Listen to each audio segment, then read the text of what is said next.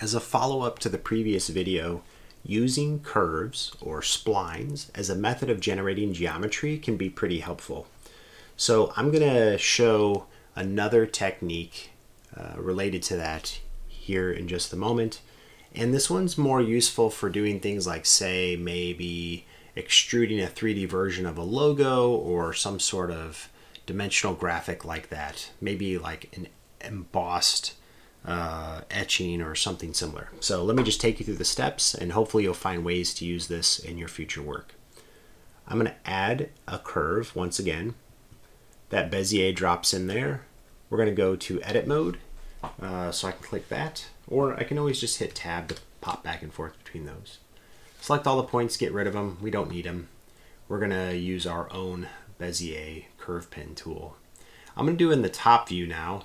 And I'm just going to think to myself, what would I want to, say, draw that I could extrude into a shape?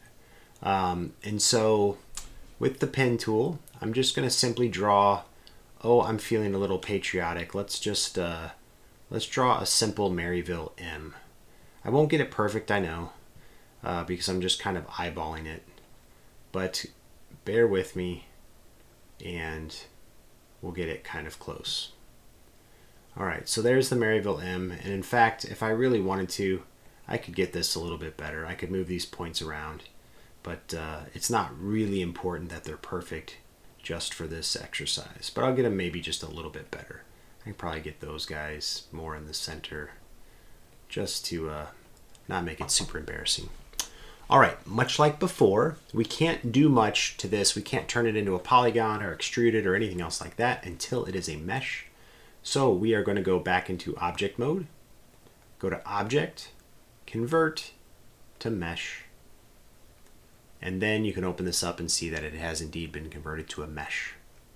Then back into edit mode, or again, we can just hit tab to pop back into edit mode quickly.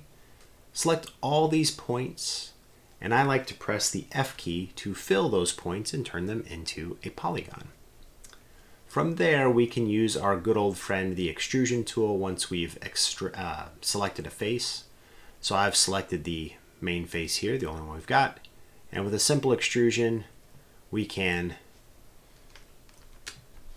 get instant 3D logo, 3D anything we'd like. So starting from splines, we can use those to create our contour.